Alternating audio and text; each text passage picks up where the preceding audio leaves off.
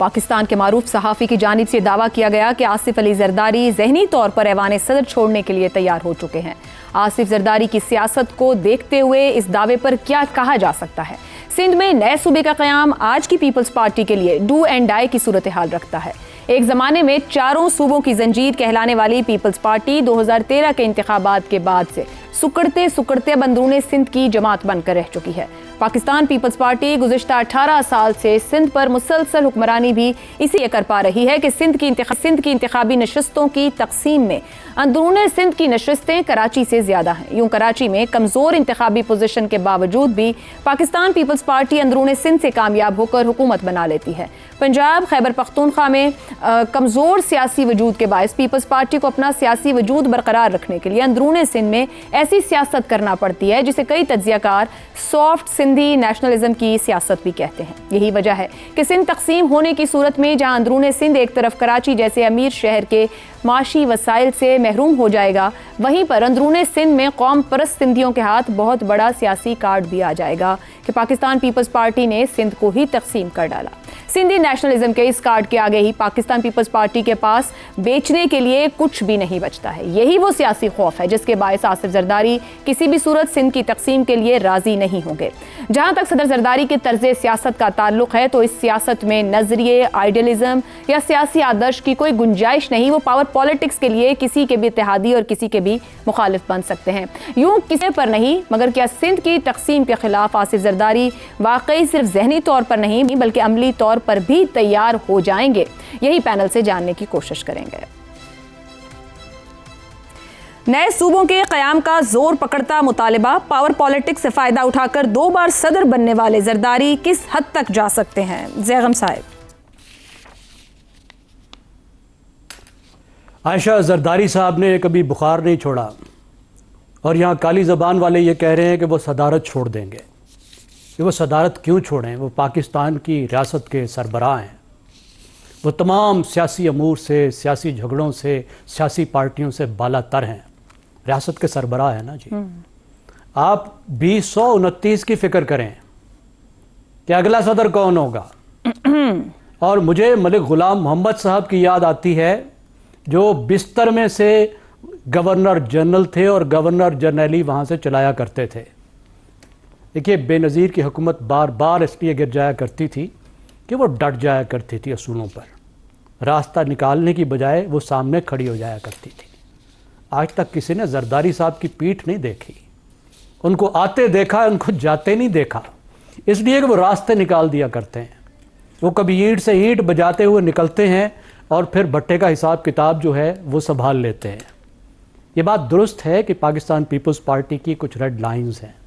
Red lines क्या हैं? वो उनकी मजबूरियां हैं। आपने बता दिया कि वो ऐसा काम नहीं कर सकते जिससे उनका जो आखिरी किला है और वाहिद किला है, जो पावर सेंटर है, जिसके सर पे पूरी सल्तनत उनकी चल रही है, वो हाथ से चली जाए। वो तख्त नहीं छोड़ सकते। बहुत मजबूरी में वो हुकूमत छोड़ सकते हैं, लेकिन उसकी ज़रूरत क्यों पेश आएगी? सही। मैं समझता हूँ उनकी ये मजबूरी को और सिंध के हालात को सब लोग समझते हैं, बुजुर्ग भी समझते हैं। और सिंध को इसमें नया सूबा बनाना कोई इतनी बड़ी ज़रूरत भी नहीं है। कराची का इतना बड़ा केस भी नहीं है। जहाँ सूबों का केस मौजूद है वहाँ सूबे बनने चाहिए, लेकिन एक इफेक्टिव लोकल गवर्नमेंट और एडमिनिस्ट्रेटिव यूनिट्स, मेरा ख्याल है पीपल्स पार्टी उस पर तैयार हो सकती है और हो जाएगी।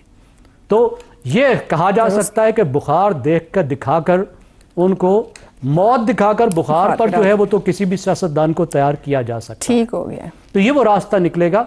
लेकिन मैं नहीं समझता, ये बहुत बड़ी स्पेकुलेशन है और ये बहुत ही हम आगे जा रहे हैं कि यहाँ तक जाएगा कि हुकूमत जो है को कोई फोर्स करेगा कि आप सूबे बनाओ किसी बड़ी पार्टी की मर्जी के बगैर। आईनी तौर पे कैसे बन सकते हैं पीपल्स पार्टी ना चाहे? दुरुस्त हो गया। फिलहाल इख्तिलाफात भी वैसे मौजूद हैं हुकूमत और पीपल्स पार्टी के दरमियान। रजा साहब, पाकिस्तान की सियासी जमातें नजरिए से ज्यादा अमलियत पसंदी का शिकार रही। अभी बेनज़ीर भुट्टो साहिबा की बात की या जुल्फ़िकार अली भुट्टो थे, एक सियासी ख्याल, सोच, जमहूरियत पसंदी या अवाम के लिए एक नारा दिया, रोटी कपड़ा मकान का। मगर 2008 के बाद से हमने एक मुख्तलिफ तर्ज़ सियासत पीपल्स पार्टी का देखा है। आपको लगता है जरदारी साहब सदारत और हुकूमत के अंदर पूरे स्टेक के साथ मौजूद हैं, वो किसी हद तक जा सकते हैं? जो ऊपर जैगम साहब ने बात की है, किसी न किसी पॉइंट पर मान जाएंगे कुछ बातों पर? देखिए, ये जो खबर लीक हुई या करवाई गई, इसका क्या मकसद था? इसका मकसद ये है कि जवाब गजल है। पाकिस्तान पीपल्स पार्टी के ऊपर शदीद प्रेशर है कि वो कंसीड करे इन मामलात के ऊपर, और वो मंदरजा झेल हैं। नंबर एक, मकामी हुकूमतों का क़याम, जहां पर NFC फार्मूले के तहत डिस्ट्रिक्ट गवर्नमेंट्स के लिए फंड्स मुख्तस हों। नंबर दो, नए एडमिनिस्ट्रेटिव यूनिट्स का क़याम, जिसमें सिंध की तकसीम पंजाब की तरह और दीगर सूबों की तरह उस प्लान में शामिल है। और नंबर तीन, इन दो जो तब्दीलियों की बिना पर जो NFC का रिवाइज्ड फॉर्मूला है, उसके ऊपर भी वो अग्री करे। अब मसला ये कि इस वक्त वो तीनों के ऊपर इत्तेफाक नहीं कर रही। मतलब लोकल गवर्नमेंट वो बना देंगे, लेकिन फिर उसके लिए NFC फॉर्मूला जो है वो जो उसमें तब्दीली के बगैर लोकल गवर्नमेंट्स कैसे मुस्तहकम होंगी, कैसे इफेक्टिव होंगी? तो ये प्रेशर वार्ड ऑफ करने के लिए ये मैसेज है जरदारी साहब की तरफ से कि अगर मुझ पे और प्रेशर आया, मेरी पार्टी पे आया, तो फिर मैं इस्तीफा दे दूंगा। अब क्या वाकई ऐसा वो करेंगे? कराइन तो ये बताते हैं और तारीख बताती है कि वो कतई ऐसा नहीं करेंगे। वो एक शतरंज के खिलाड़ी हैं और पावर पॉलिटिक्स के वो प्रैक्टिशनर हैं। मेरे ख्याल से पाकिस्तान के मौजूदा जो सियासतदान हैं, उन सारों में से वो आगे हैं इस मामले में। यही वजह कि वो दूसरी बार तमाम तर दिशनाम तराजी, सुप्रीम कोर्ट के गुस्से और जजमेंट्स और मुक्तदर हलकों की नापसंदीदगी, मीडिया की में उनके बारे में जो प्रोपेगेंडा है कई दहाइयों से, उसके बावजूद वो दूसरी बार सदर बन के बैठे हुए हैं प्रेसिडेंसी में। अब ये तो कमाल की बात है ना।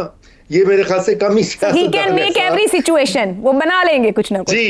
जी, तो मेरे ख्याल से उनको वो कोई मिडल का रास्ता ढूंढना चाहते हैं आयशा, और इत्तेफाक के राय भी ऐसे ही डेवलप होगा। और जी, दरमियानी को रास्ता निकालना पड़ेगा जहां पे उनकी भी थोड़ी बहुत बात सुन ली जाए, और जो मंसूबा है बड़े घरों का, बड़े घर का रादर, वो भी उसके ऊपर भी अमल हो। हसन निसार साहब, नए सूबों के क़याम या फिर एडमिनिस्ट्रेटिव यूनिट्स की क़याम का मुतालबा बहुत जोर पकड़ रहा है, इस पे गुफ्तगू भी हो रही है और पीपल्स पार्टी अपने बयानिए को मुकम्मल तौर पर बता रही है कि ये उसके लिए मुमकिन नहीं है। क्या आसिफ अली जरदारी ज़हनी तौर पर ऐवान सदर छोड़ने पर तैयार हैं, हो जाएंगे, या कोई सिचुएशन निकाल लेंगे इसको सही करने की मामले को? देखिए, आप सब लोग ना बार बार सदर जरदारी, ठीक है, वो सदर जरदारी दरअसल बादशाह आदमी है, और बादशाह की डेफिनेशन आपने सुनी होंगी, मैं बाद में बताता हूँ। पहले मैं जैगम साहब का हवाला दे लूँ। उन्होंने भी याद दिलाया आपको कि ये कभी तो कहते हैं मैं ईंट से ईंट बजा दूंगा। बंदे की तारीख होती है ना, everybody has a background, has a history. अच्छा, और मैंने जो अर्ज़ किया कि वो बादशाह आदमी है, और जब दिल करे मिसाक जमहूरियत पे दस्तखत कर दे या करवा दे, बस बात वही है जो मेरे दोस्तों ने किया, मैंने अपने अंदाज में किया, बस बात कोई नहीं। ठीक है शहजाद चौधरी साहब, जरदारी साहब के इस्तीफे का मतलब, अगर वो इस तरफ बढ़ते हैं, इतनी एक्सट्रीम पर मामला जाते हैं कि सिंध भी तकसीम होने की तरफ बढ़ रहा है, क्या ये पीपल्स पार्टी की सियासत को बड़ा धचका नहीं होगा? क्या पीपल्स पार्टी सिस्टम से बाहर चली जाएगी, और क्या उसका बाहर जाना खतरनाक हो सकता है? हम एक खतरनाक पहले सुन चुके। देखिए, आपने जरदारी साहब को बहुत हल्का लिया हुआ मेरे हिसाब से ये सवाल करके, लेकिन इसके बावजूद एक चीज है जो शायद जरदारी साहब को अब एहसास हो रहा हो कि 18वीं तरमीम ने जहां सिंध को पाकिस्तान पीपल्स पार्टी का किला बना दिया, वहीं पे 18वीं तरमीम ने पाकिस्तान पीपल्स पार्टी को सिंध में किला बंद कर दिया।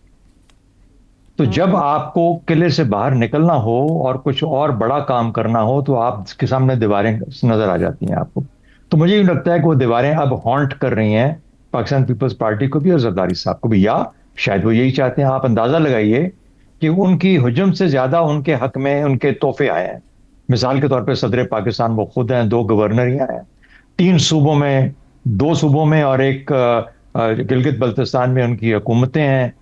तो अब सिर्फ सिंध के किला बंद होने के बावजूद अगर ये सब कुछ उनके हाथ में है, तो फिर कोई छोटी बात तो ना हुई। चेयरमैन सेनेट भी उनके पास है, बहुत चेयरमैन सेनेट भी उनके पास है। तो ये तो अंदाजा लगाइए कि तो ये सब कुछ तो हो गया। अब असल बात जो आपकी है वो क्या होगा? दो ऑप्शंस हैं।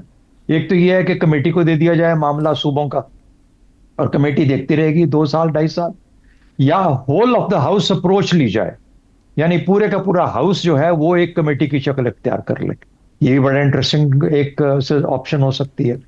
और फाइनली जो 3-4 चीजें जो रजा रोमी साहब ने गिनवाई, जो मसले मसाइल इस वक्त पीपल्स पार्टी को जरदारी साहब को फेस करने पड़ रहे हैं, तो उसमें से दो उनके मान लिए जाएंगे, 2 इनके मान लिए जाएंगे। लेकिन अभी टाइम बहुत है, 2.5 साल पड़े हैं, 2.5 जो होगा 2.5 साल के बाद ही होगा, अभी एकदम से कुछ नहीं होने वाला। तो जरदारी साहब ना कहीं जाएंगे, ना वो जा सकते हैं, और ना ही उनके लिए फिलहाल उनको किसी किस्म की उजलत है कि वो छोड़ के शहजाद साहब, एक छोटी सी राय, बहुत सी इसके ऊपर भी गुफ्तगू हो रही है कि अगले 6 महीने 8 महीने के अंदर अंदर इंतजामी यूनिट्स या इस मामले पे आगे बढ़ जाएंगे, मामला तय हो जाएगा। आप कह रहे हैं 2-2.5 मेरा साल नहीं ख्याल, नहीं है। ओके, मेरा नहीं ख्याल कि इतनी जल्दी होगा। देखिए मामला बहुत सेंसिटिव हैं, और कुछ चीजें ना, 4 चीजें हैं ना। एनएफसी हो सकता है कि एनएफसी मान जाए, सूबे ना माने, तो फिर आपको ठीक हो गया ना मामला, यानी वानीच हो गया।